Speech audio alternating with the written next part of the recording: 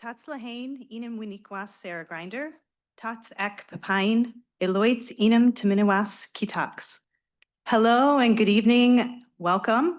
My name is Sarah Grinder, and I'm a senior lecturer in the Occupational Therapy Department and program director for USM's new Occupational Therapy Assistant Program. I am Lumbee and Namipu, an enrolled member of the Nez Perce tribe and a fledgling Nez Perce language learner. I'm so thankful to have all of you here in person as well as everyone who is on Zoom. Thank you so much for joining us this evening.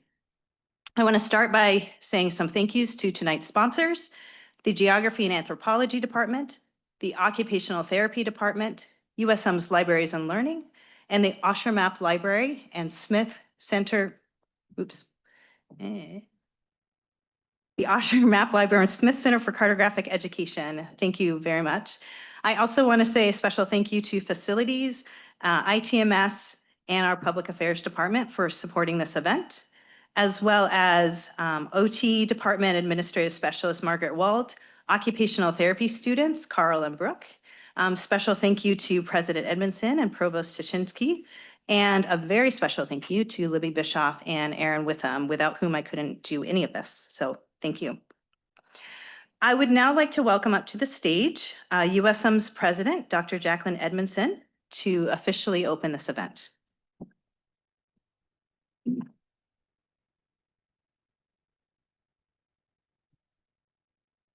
Good evening, everyone. It's really lovely to have you here tonight. Welcome to our celebration of Dr. David Shane Lowry's recently published book, Lumbee Pipelines. We're honored that Dr. Lowry is part of our University of Southern Maine community, and we are so very proud of this work that he has published into this formidable text. Dr. Lowry joined us at the University of Southern Maine in 2023 after a national search that was in part a fulfillment of recommendations from the USM Land Recognition Committee, which was an 8-member Native-led committee that met from February to June of 2021. The committee was asked to make aesthetic recommendations for the new buildings that would be on the Portland campus and to recommend changes that would make USM a place that would welcome and retain Indigenous students. The committee asked USM to continue the restoration and preservation of written and spoken Wabanaki languages, to hire and retain tenure-track Native Indigenous faculty, and to provide financial and staff support for Indigenous students, among other things. We have attained many of the goals of the committee, and there is still more work to be done. So as we begin this evening, I would like to read the land acknowledgement, which was part of the work of this particular committee. We acknowledge the land and water that the University of Southern Maine campuses occupy, as well as the ancestral and contemporary peoples indigenous to these places in the Dawn Land. Campus lands were the ancestral fishing, hunting, and agricultural grounds inhabited by the Abenaki and Wabanaki people for thousands of years. We recognize that we are on Indigenous land. In addition to the Abenaki, the broader place we now call Maine is home to the sovereign people of the Wabanaki Confederacy, the Penobscot, Passamaquoddy, Maliseet, and Micmac peoples. We exist on their unceded homelands. We also acknowledge the uncomfortable truths of settler colonialism, among them that peoples indigenous to this place were often forcibly removed from this place. Harm from the physical and cultural genocide of Native people here and throughout the land we now call Maine continues and is felt by members of the Wabanaki Confederacy who live here today, including our own Wabanaki students, staff, and faculty. To participate in the healing process, please visit the organization Wabanaki Reach at mainewabanakireach.org. We all have work to do. And so now it is my honor to introduce Dwayne Thoma. Dwayne Thoma is a language keeper and teacher of the Passamaquoddy language and culture. He is the youngest fluent speaker of the Passamaquoddy tribe and has served on the tribal council. In 2024, Dwayne received an honorary doctorate from Colby College and received a fellowship from the Lunder Institute. And in 2025, he received an honorary doctorate from the University of Maine, Machias. He also received a fellowship from a TAP group organization in California. His life has been dedicated to working on the languages and culture preservation. He has edited the Passamaquoddy Dictionary and worked to create the Apple Passamaquoddy Language app. He shares Native legends through song and dance. Dwayne is currently working with the Library of Congress on translating the Passamaquoddy wax cylinders. These recordings are the first recordings in the world of Native languages. They were recorded in 1890 by Jesse Walter Fuchs, who borrowed the device from the inventor Thomas Edison. Dwayne has also been involved in repatriation and land back issues. He shares historical truth regarding the doctrine of discovery by an Indigenous perspective. He was recently featured on the PBS Native American series on the episode Language is Life. We are just so honored that you are here tonight. Thank you for taking time from your very busy schedule, and I welcome you to come to the stage. Okay.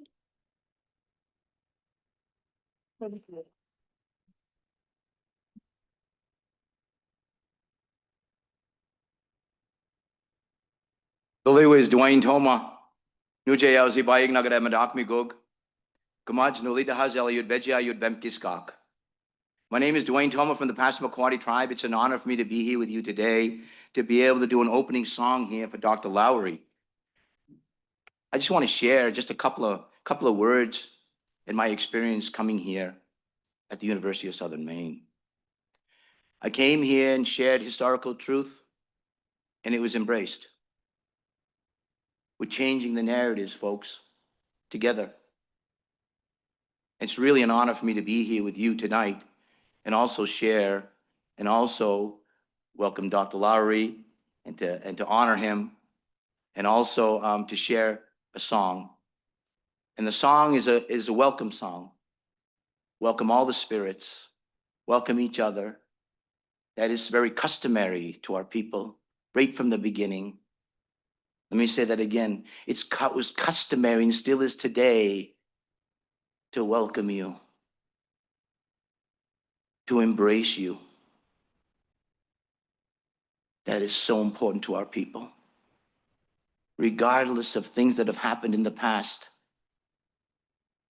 let's acknowledge those things and let's walk through this together side by side, collectively, changing these narratives and coming from here. This institution has shown me they have come from here and not through here, through here.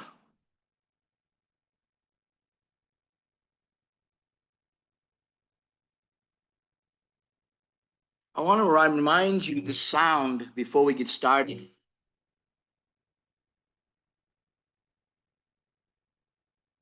Each and every one of us are very, very, very familiar with this sound.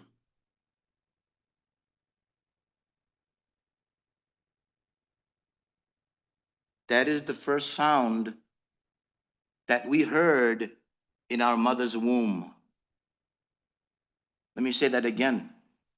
That is the first sound that we heard in our mother's womb. That sound is what connects each and every one of us. And that is our heart. That is the heartbeat of our mother. And we consider our mother the earth. That is where we come from. And that is where we return.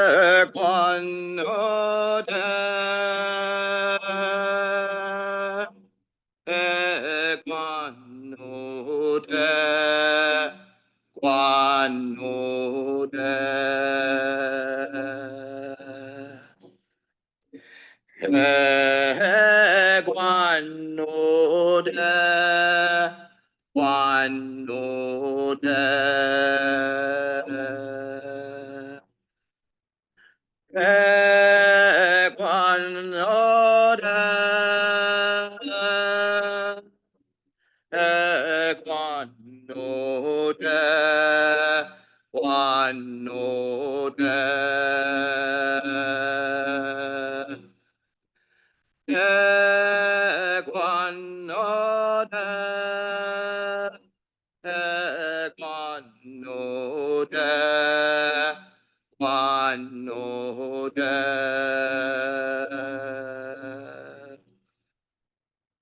song that you just heard is a song that's been sung for thousands of years. Our people would welcome people coming down the waterway in their canoes. That was all customary to sing these songs and welcome them to our village, no matter who it was. As a matter of fact, when they'd see the canoe coming around the corner, they would have this white flag. This white flag indicated that there was guests in the canoe, and the people would get together and they would prepare to welcome the people, because it's so important to welcome the people. So on behalf of the Wabanaki people, welcome Squabanaki territory, each and every one of you.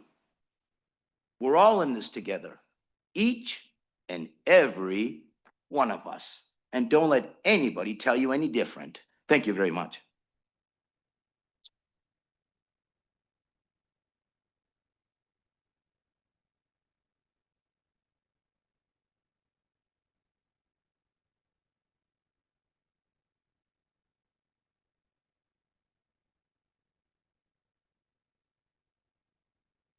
Thank you, Dwayne.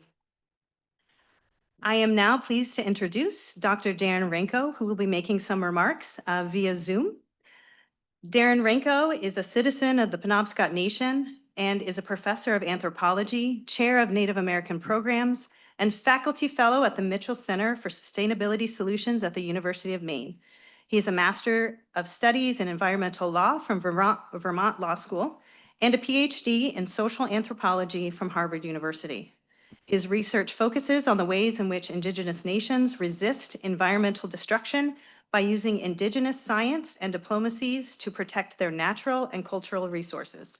He has published extensively and teaches classes on Indigenous intellectual property rights, research ethics and methodology, environmental and climate justice, and tribal governments. Thank you. All right, good evening. Can you hear me okay? Yeah. Okay, I'm assuming that you can hear me. Okay, great. It's always fun to follow Dwayne. So thank you, my brother Dwayne. It's really an honor to be saying just a very few words in honor of Dr. Lowry and his amazing accomplishment. Lumbee Pipelines, American Indian Movement, and the Residue of Settler Colonialism. Is such an important work. It speaks to the specific histories, obviously, in articulations of Lumbee story and identity, but provides a really interesting and definitive way to understand our Indigenous nations and their resilient strategies for recognition and sovereignty in the 21st century. One thing I love about Dr. Lowry's work and knowing him is just how easily, and I think probably many of you there know him, how easily he speaks in such righteous but complex ways about Indigenous experiences and the ways in which settler narratives of possession and erasure continue to impact us. I also like the ways that this book and Dr. Lowry's work in general challenges some of the orthodoxies within anthropology and Indigenous studies. I think as an Indigenous anthropologist myself, it's always like how do you balance these worlds? How do you move through these spaces? He does this with such powerful aplomb. He is just so right on in his articulations of the way to be in these spaces. One part of the challenges that I think he lays out, and really resonates with me as a Penobscot person, is that, and the way I agree with the whole book, really, and why it's so powerful, is the way in which he refuses to accept the fact that, our Indigenous nation somehow stopped creating, learning, or being Indigenous in the wake of the physical, psychological, and symbolic structures of settler colonialism. I think that's one of the sort of really things I'd like to take away from this book. And that would be like, I think he'll share that fundamental expression. He's also, such a great colleague and welcome I welcome him. I mean, Dwayne already did, but he serves such a strong voice in advocating for our Indigenous students across the University of Maine system, especially the ways in which he has supported Wabanaki students and Wabanaki attempts at defining our homelands and both as an Indigenous person but also a guest in our territory. He does that with such amazing aplomb, and I really, really appreciate all of that. One thing I'll also say is that this book is really fun to read. It was for me anyway. I don't know if people, it has so many great stories. It has a soundtrack too, or as they mentioned in the front material, theme music, which as a musician, I really enjoy that kind of like refrains of music and other sort of themes that you pick up along the way. So I don't know. I suppose I could ramble on and on, but it's really his moment, his time.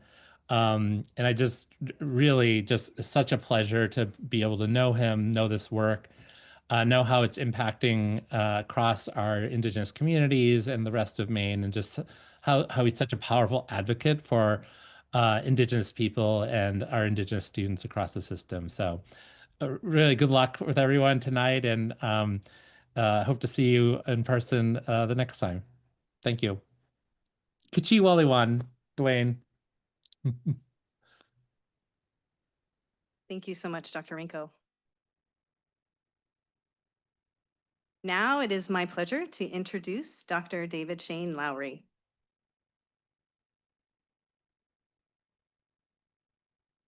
David Shane Lowry is an anthropologist and enrolled member of the Lumbee tribe of North Carolina. He grew up in the Lumbee community in Robeson County, North Carolina, after moving from St. Louis, Missouri. In 2022 to 2023, he was visiting senior fellow in the School of Social Policy at Brandeis University. In 2021 to 2022, he was distinguished fellow in Native American Studies at MIT. He also taught and mentored first and second year medical students at Chicago Medical School. He spent a couple of years teaching anthropology at the Bible Institute of Los Angeles, or Biola University. David is a graduate of MIT and UNC Chapel Hill. His graduate work in the Lumbee community was funded by the National Science Foundation Graduate Research Fellowship. At the University of Southern Maine, David is leading the IRL, the Indigenous Relationships Lab, as a place for and commitment to justice and remattering of American Indian and other Indigenous peoples from Maine to Massachusetts to North Carolina to Hawaii. David's podcast, Returning the Land, is available on Apple, Spotify, and other podcast platforms. So as Dr. Renko mentioned, for those of you who have looked at a copy of Dr. Lowry's book, you'll have seen that the front matter includes theme music, which I love. The lyrics from Lums Be Outside from Lumbee artist Adrian Cashcow Lockyer. So in the spirit of the book, I thought it only fitting to begin our time with David with this theme music. So as we welcome Dr. Lowry to the stage, please enjoy.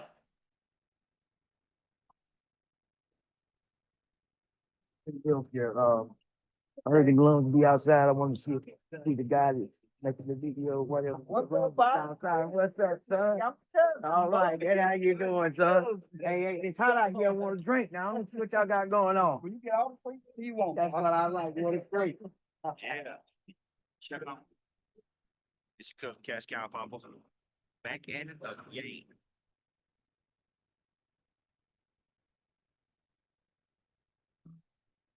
On the river, with the cows, them lums is outside. Jared Rose, Hard Davidson riding them lums is outside. Upper town at a homecoming on a golf cart or I'm five, them lums is outside. Them lums is outside. On the river, with the pines, them lums is outside. Jared Rose, Hard Davidson riding them lums is outside. Gulfer town at a homecoming on a golf cart or side by side, them lums is outside. Them lums is outside. This is about pride. The youngest is outside. Yeah, from Hope County, but we from the south side. Pembroke, them lums hometown, and our tribe is homegrown. By the time we got our own town, we getting off of this song zone. I'm a visionary like Preston Woods and the veteran of UNCP. Revolutionary like Henry Berry off in the swamp, so industry missionary like Claudia Dow. Got Hawkeye and I'm white out. I'm grown now. We can talk it out. I turn the cheek with them fighter crowd. I'm on the roll of 4 cars and a 4-wheeler going down the dirt road and a field of onions. on your elbows. I'm getting by the buttload. Too far like a cultural burning. Fly with eagles and the posters lurking steady, trying to steady what I'm earning. Teach the past and the future I'm learning. Yeah. Hey, fighting hard to get your tribal card. Take your birth certificate to the tribal building. Get a powwow on tribal ground. That drum sound that give you a tribal feeling. On the river, under the pines, them lumps is outside. Cherry Grove, Hard Davidson riding, them lumps is outside. Scuffer Town at the homecoming on a golf cart or a south side, them lumps is outside. Them lumps is outside. On the roof, under the pines, them lumps is outside. Cherry Grove, Hard Davidson riding, them lumps is outside. Scuffer Town at the homecoming on a golf cart or a south side, them lumps is outside. Them lumps is outside. Who's your people? That's the question. You a Lumbee? That's a blessing. Got collard wraps, collard sandwiches, yellow pasta. You on it, on the farm, in the garden. Got hogs and cows at the righteous living. Some of us is outlaws with pit bulls and fighting chickens that are fast in blood and they hit hash. Not scared to draw the fifth back. We got a bonus, I happy calling the dispatch. Ace Palm with the KKK, we showed up, shot the lights out. Hate to have you come around and you find out what that Lumbee pipe out. Got a Mustang with the pipes out. Now Diana like it's iced out. Got a pretty gal look like Charlie Lowry, and I'm trying to find where her life out. Brown skin, that's everything. And the powwow strike at the wind. Dancing under the spring moon. We outside, we're like in. And we are the people of the dark water. We have our own language and our own culture. If you ain't from around here, you might not know what I'm talking about. Yeah. On the river, under the pines, them lumps is outside. Cherry Grove, Hard Davidson riding, them lumps is outside. Scuffer Town at the homecoming on a golf cart or a outside, them lumps is outside. Them lumps is outside. On the roof, under the pines, them lumps is outside. Cherry Grove, Hard Davidson riding, them lumps is outside. Scuffer Town at the homecoming, golf cart or outside, them lumps is outside. Them lumps is outside.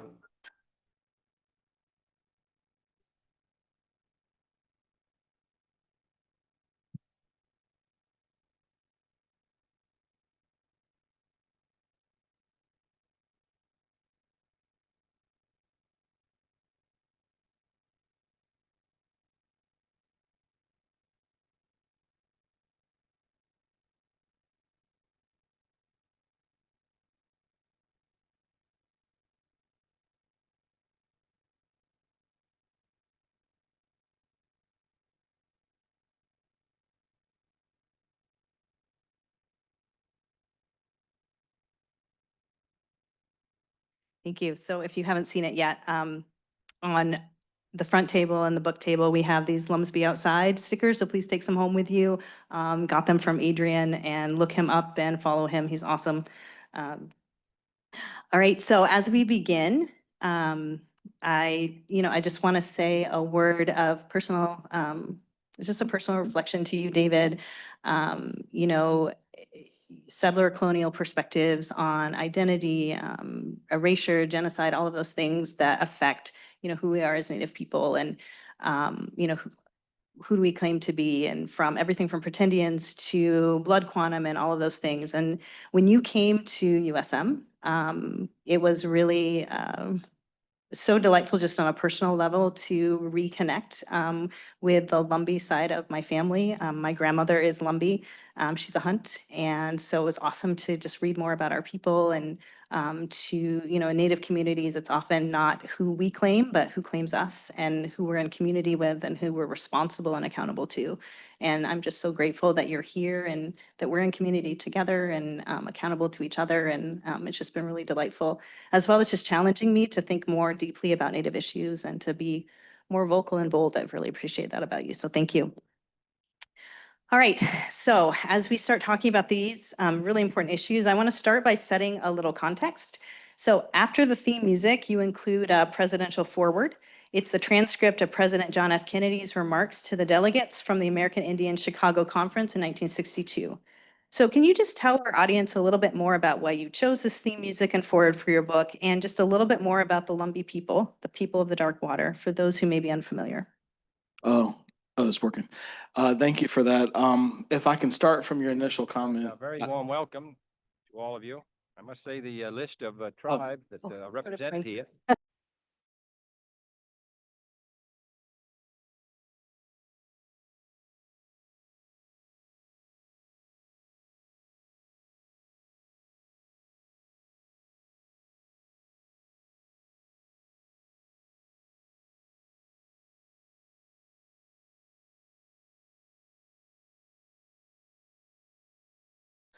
And I said, it's all in the eyes. And she says, what do you mean? I said, when I look at her eyes, she looked like her eyes give it away.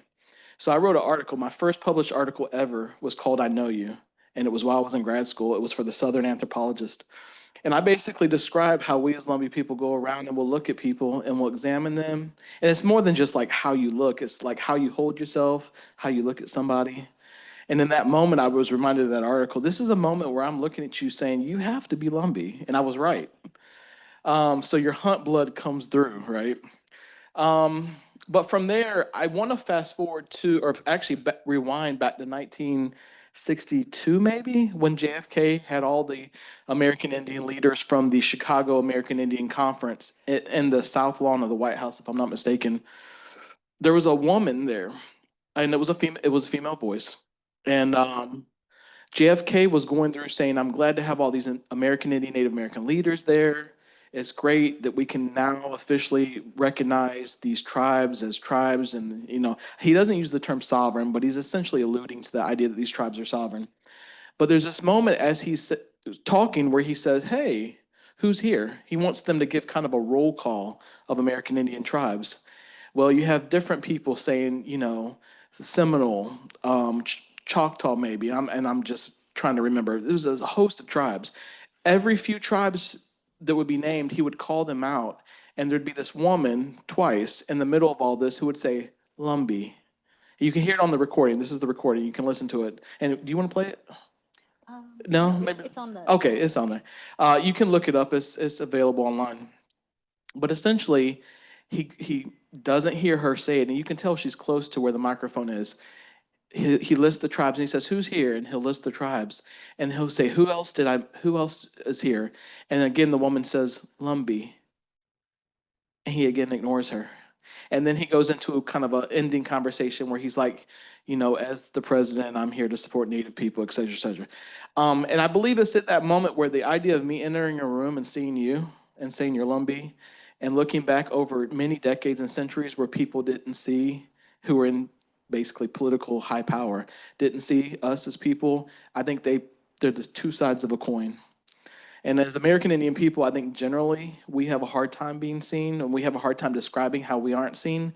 But for American Indian peoples in the southeastern United States, especially in eastern North Carolina, which there's several tribes whose home is eastern North Carolina, we oftentimes have to look at stories like this where we've been present in the proximity of power. We've spoken about who we are, and still people don't hear who we are. Which has been the most difficult part of being American Indian, being in particular Lumbee. So anyway, we'll talk more about that. Yeah. Could you give us tell us more about who the Lumbee people are? So a lot of people, when you approach them, there's two parts to this. If you say you're American Indian, they want to know what percentage you are, like what's your blood quantum, and how many of them or us are there. Both of those counting mechanisms are problematic. First and foremost, we as Lumbee people say we're probably, I think the official number is what, 56,000, 60,000, something like that. I think there's more of us. What numbering ourselves doesn't do, it doesn't show who counts us, because it could be a state agency, it could be a federal agency, it could be a university, right? That differs from us counting ourselves. And so what a tribal nation is stuck doing essentially is being in the middle of the colonial organizations that tend to count people via census and our home communities who recognize us and know who we are. So as you were alluding to earlier, it's not who you always say that you are, it's who sees you as part of a community. That's very important. Then you have the science of blood quantum, right? And blood quantum is very problematic because a lot of people no matter what tribal nation you're part of, and there's over 600 American Indian nations in the United States. People will come up to a person from an American Indian tribal nation and they'll say, what percentage are you? So if there's my students are in for my classes this semester, you've probably heard me say it already this semester. You don't go to any other person in your community and ask them what their blood quantum is. You don't ask them what percentage, I don't know, French, Ethiopian, Chinese, Japanese. You don't ask them what percentage they are. But for us, as one of over 600 American Indian nations in the United States, you ask us who we are. So to your question, who are the Lumbee? We're a nation that not only, along with hundreds of other nations, have to fight that system of identifying American Indian people. We're down in southeastern North Carolina. Our tribal land literally goes from Chapel Hill and Durham, what you know is Chapel Hill and Durham, North Carolina now, all the way to a beach community called Myrtle Beach. That's where our ancestors lived. And arguably, and this is what I talk a little bit about in my book, our ancestral lands go all the way into what do you call the Shenandoah Valley of Virginia. I was actually given a talk at James Madison University several years ago. It was a room full of sociologists, anthropologists, and archaeologists, and I made that statement. I said, the Shenandoah Valley, that famous like strip of land where all the kind of the United States colonies sort of generated in many ways, is arguably my tribal land. And the eyes in the room just exploded. How dare you say that? Because quite honestly, that land for a lot of the people that run universities and are part of the federal government, they don't say that any American Indian peoples can claim that land. They basically say that nobody knows whose land it is. Now these stories of questioning who is the indigenous peoples of the land goes all the way down into North Carolina, where recently testimonies have been given by academics who say that we don't know who the indigenous peoples of Chapel Hill and Durham are. That's a lie. It's Lumbee land, it's Occaneechi land, it's Saponi land. Tuscarora people in North Carolina will say it's Tuscarora land, which that's a difficult conversation, but they will claim that land. And so for us as American Indian people in North Carolina, we're at this point in 2025 still trying to persuade people of the land where our ancestors existed pre-1492. So now in 2025, most of us Lumbee people live in this one big county called Robeson County, North Carolina. It's the largest county geographically in terms of square mileage in North Carolina.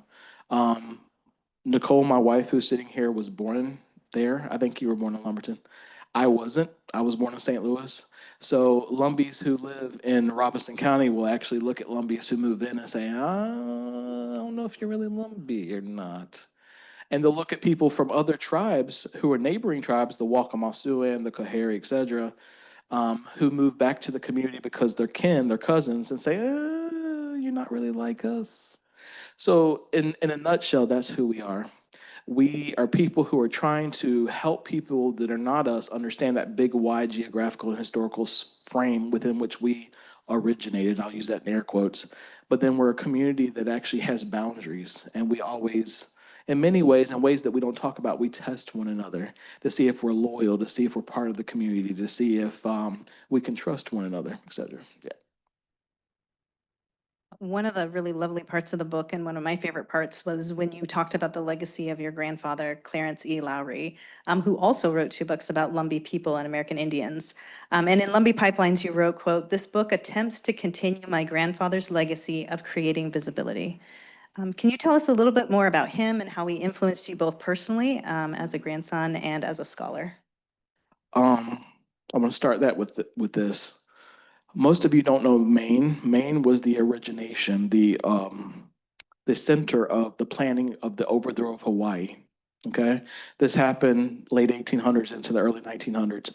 You can blame various people in Maine for that, but it originated here in Maine, and I would like to talk more about that at University of Southern Maine in my work. But after the overthrow of Hawaii, the United States military had a big presence in the Pacific. And leading up to World War II, which is 1930s into the 1940s, the United States had military operations or Navy operations out of Hawaii, but a lot of those operations spread to other indigenous communities in the Pacific.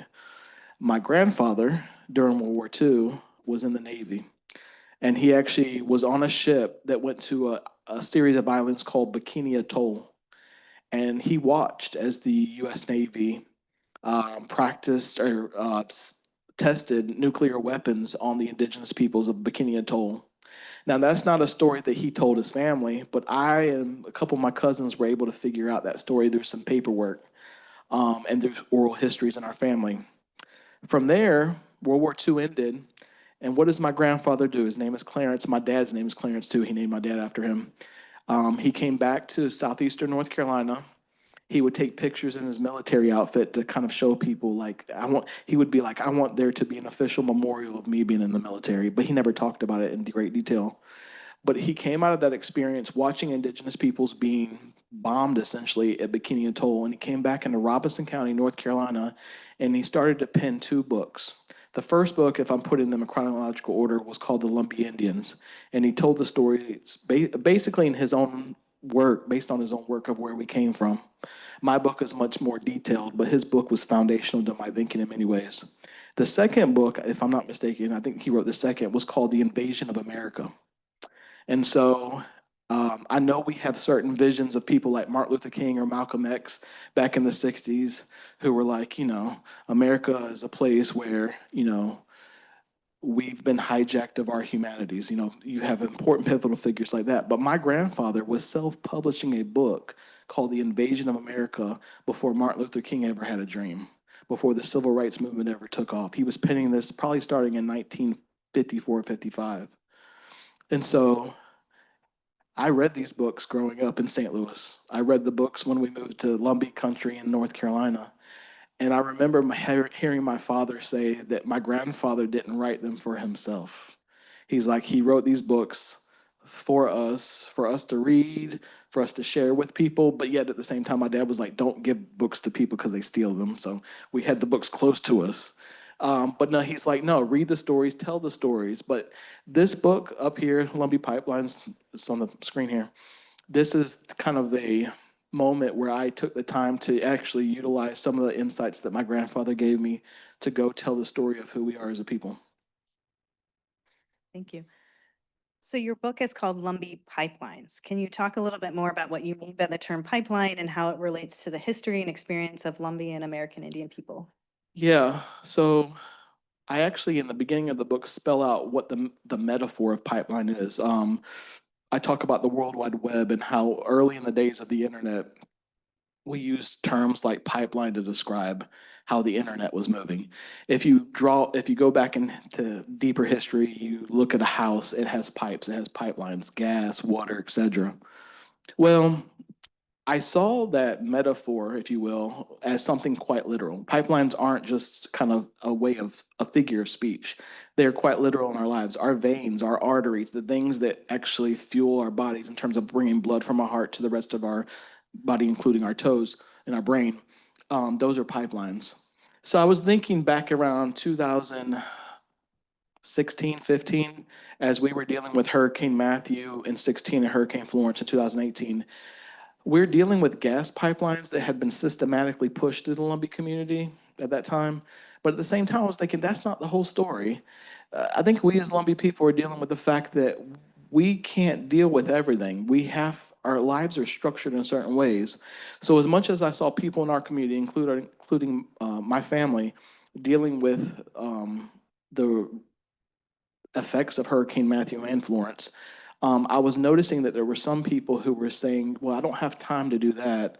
I'm over here working in healthcare. They were working 40, 50 hours as nurses, doctors, whatever.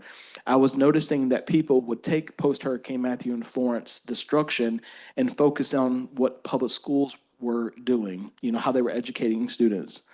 So around 17, 18, I started to pen this book with an idea that we need to talk more about what these pipelines are in our lives.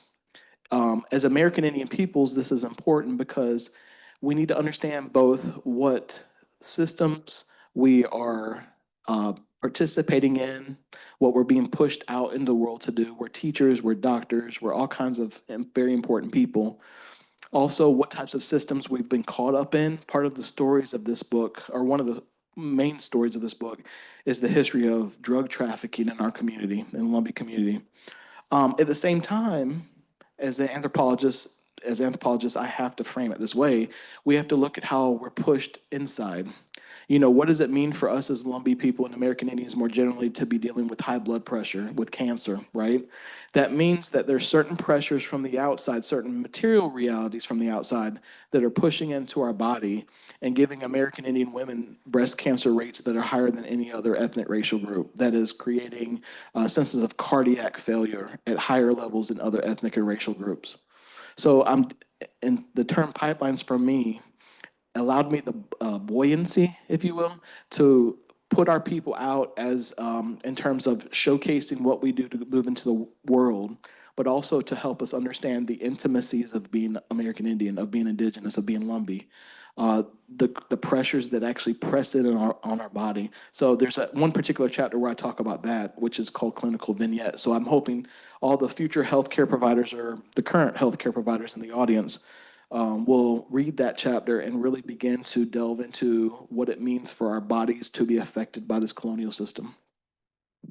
Absolutely. And considering those pressures, the latter part of the title is the residue of settler colonialism, which is genocide, right? Violence, erasure. So often in our society, we think about that as in the past. Right. So can you speak a little bit to how that residue has affected Lumbee people, but also how it continues to affect people? Right.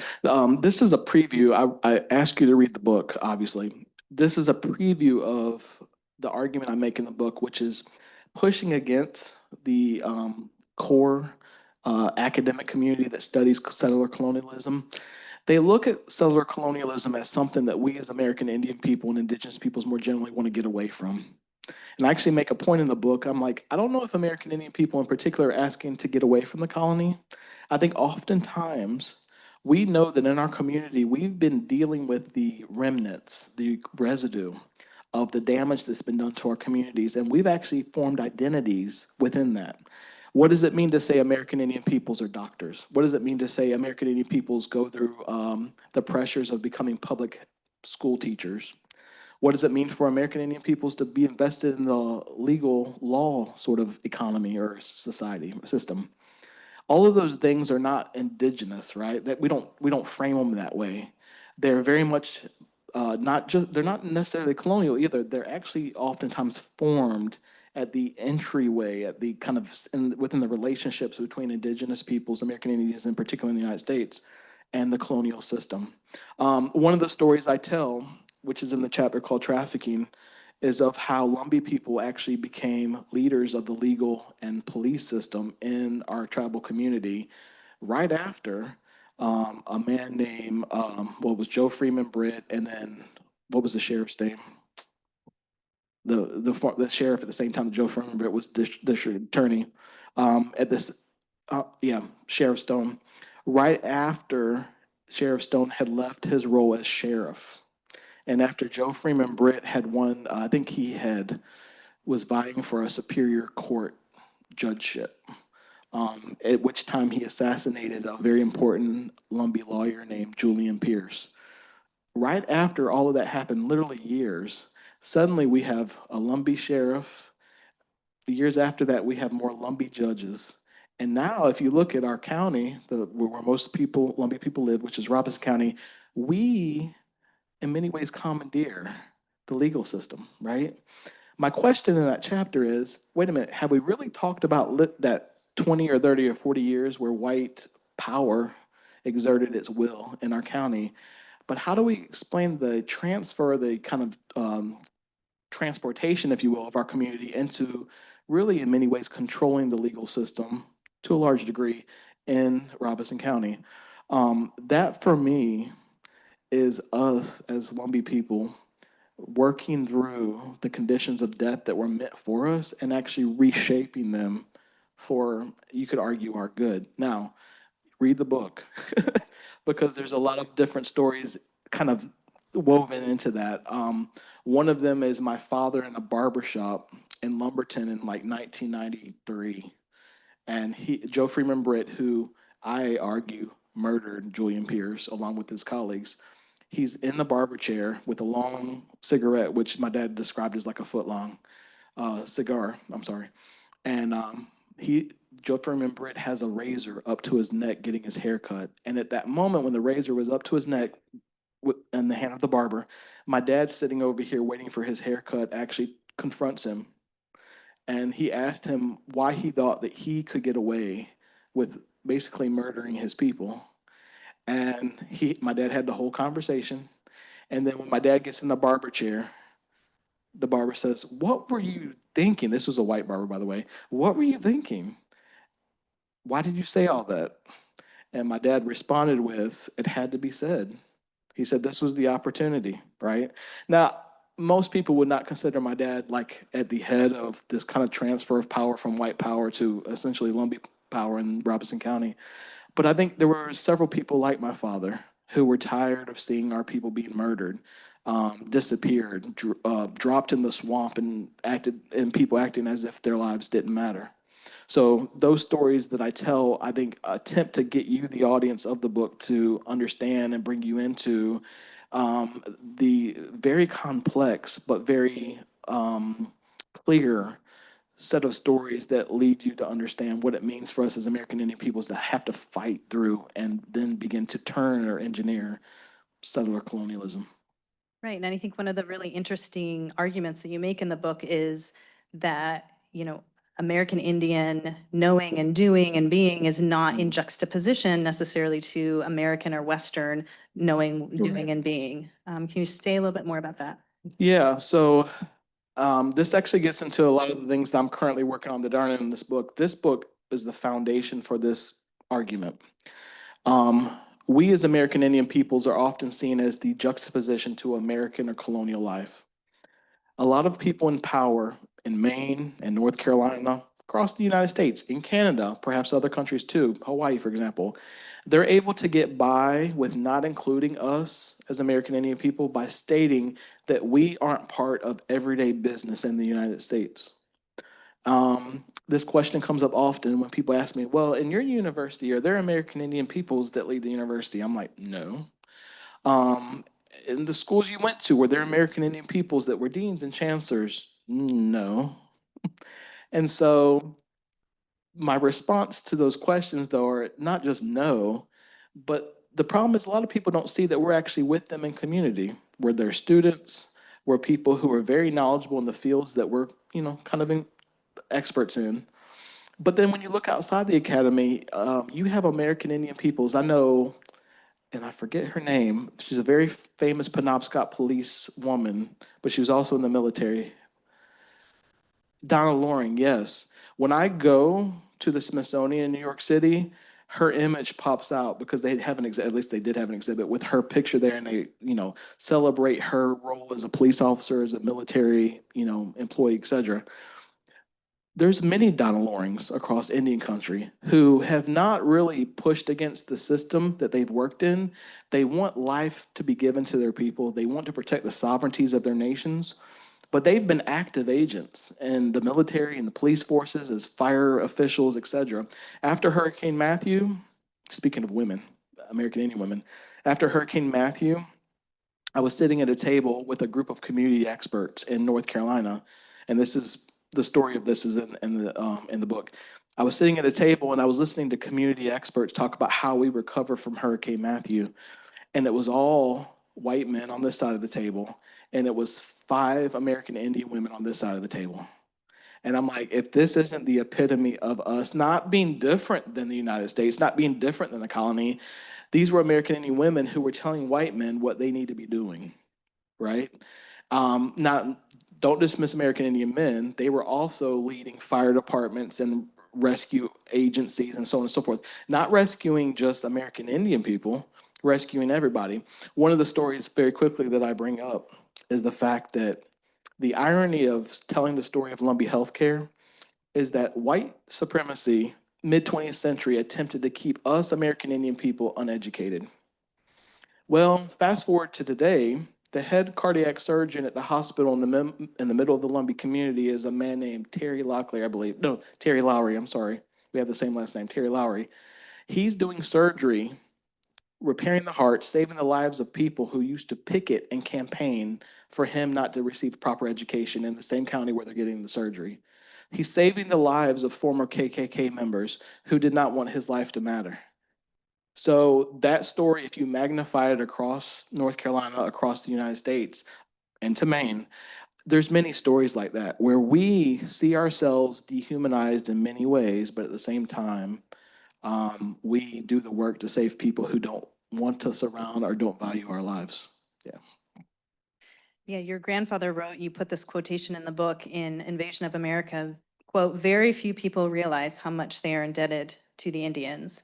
They owe them much." And he goes on to list out many contributions in food and medicine, language. So as we're celebrating Indigenous excellence tonight, I wonder if you could just highlight a few contributions, some more contributions of Lumbee people to pop culture, government, healthcare. Well, before I list Lumbee people, one of my podcasts, actually, I say it in this book too. A lot of people credit Jackie Robinson for integrating baseball. I don't think it was Jackie. It was Louis Sakalexis. He's Penobscot. Why made, and I asked, Nicole and I actually plan an event with the Red Sox every year. It's a native celebration. This past year, I asked them, why is it that Major League Baseball does not celebrate the Penobscot man who integrated baseball? Why is Jackie Robinson still the face of that, right?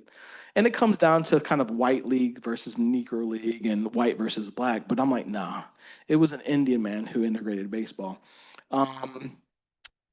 More generally, if you look across the United States, you have American Indian peoples in the Apollo program, right? You have a famous movie called Hidden Figures that came out several years ago. It celebrates Black women in the Apollo sort of economy and program. They should be celebrated. I agree with that. But there were American Indian people that were there. They were doing the same calculus, mathematical, physics work. They were preparing ships. They were making it so that people that were not them could fly into space. And we still have a lot of American Indian people in the space program today. Now, in the Lumbee community, Helen Maynor Sherbeck is one person who comes to mind, and I reference her in the book. A lot of you may know Vine Deloria. He wrote Custer Died for Your Sins. If you're in my 220 class, you read it. You would have no Vine Deloria without Helen Maynor Sherbeck. And Phil Deloria and I are good friends. We were talking I think we were at Harvard one day when we met. And he's the son of Vine Deloria. And I said, Phil, you know there would be no your dad without a Lumbee woman, Helen Sherbeck. And he actually references that. He says, yeah, my dad used to, spend a lot of time on the phone with Helen when he was trying to strategize in what became the Red Power movement. There was a Lumbee man who designed the bags that postal workers carry. So anytime you see a postal worker traveling down the road, carrying the little, the main blue and red kind of cinch bag or whatever, a Lumbee person designed that.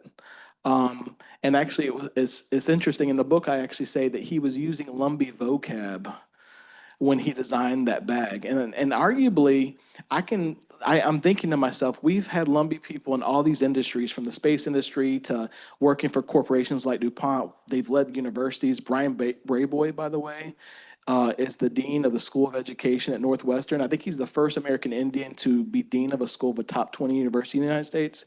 I was talking to Cedric Woods, who's our Lumbee friend also, one day, and I said, I bet Brian Brayboy has to use a little Lumbee vocab, our way of talking, maybe internal to those conversations he's having at Northwestern, maybe outside of them. But across the landscape of the United States, we as Lumbee people are everywhere, doing everything. In a lot of different industries.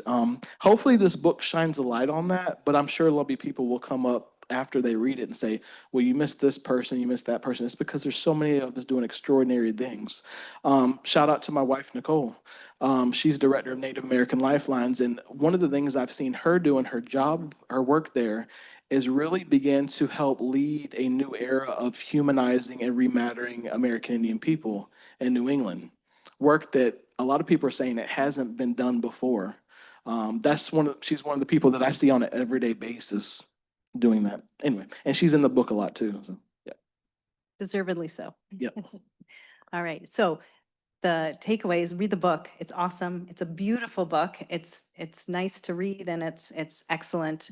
But in closing, you title the conclusion of your book, Pipeline is Not a Metaphor, which is a play on the title of Tuck and Yang's Decolonization is Not a Metaphor. And at the end, you kind of have this mic drop moment at the end where you say, you know, as we work toward American Indian presences as Supreme Court justices and US presidents, let us constantly remember that the United States of America, no, the world, is a compilation of Lumbee and other American Indian pipelines.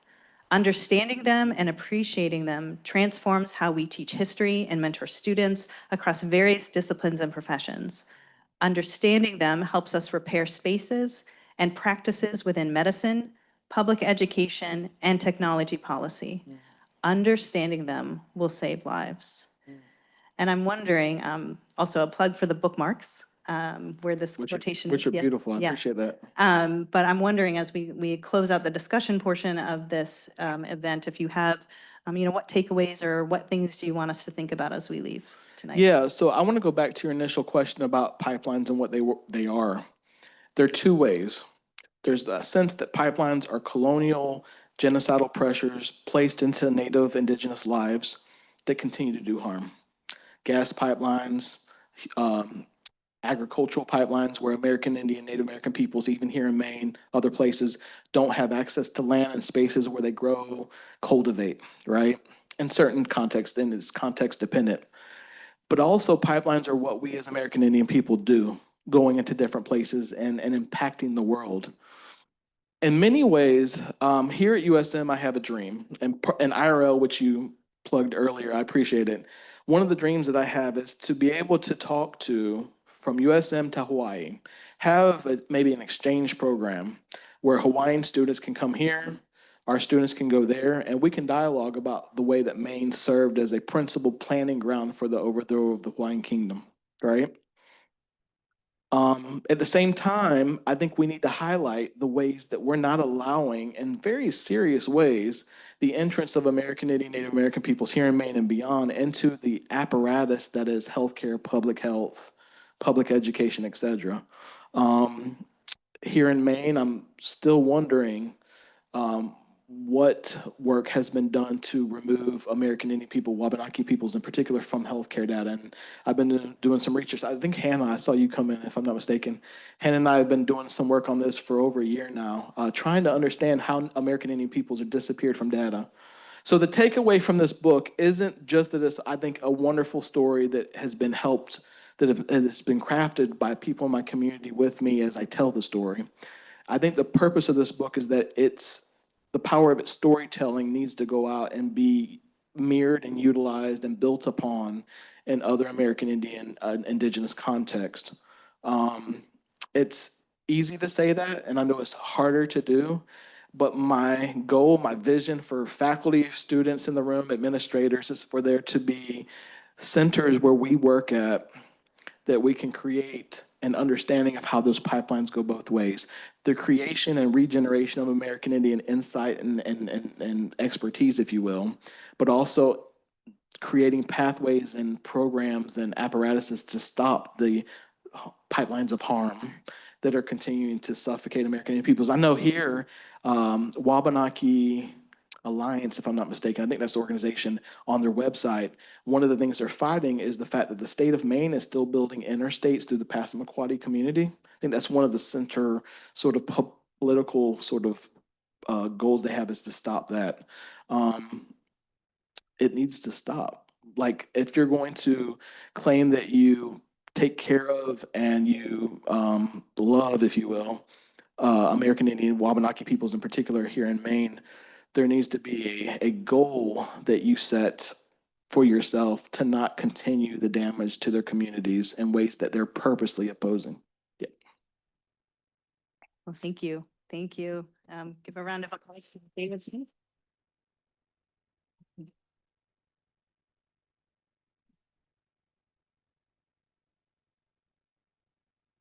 At this time, I would like to invite President Edmondson and Provost Tashinsky to join me up front. And David, if you can stand.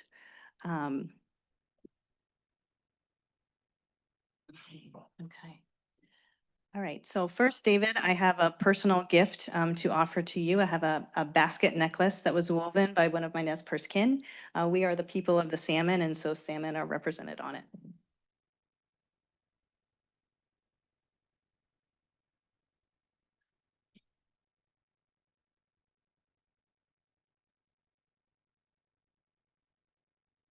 Um,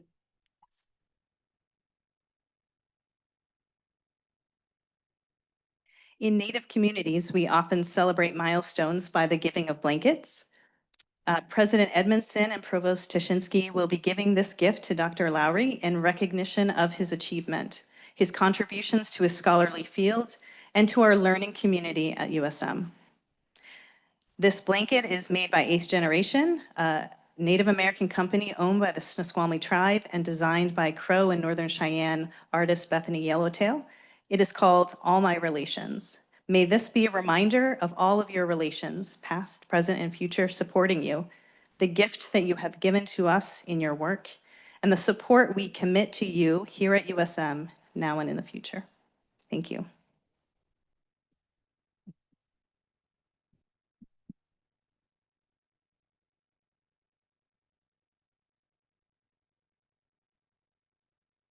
Thank you so much for all of you joining us. We have cake that we'll be cutting in the back. David will be available to sign books. We have bookmarks and stickers, and let's just continue the celebration.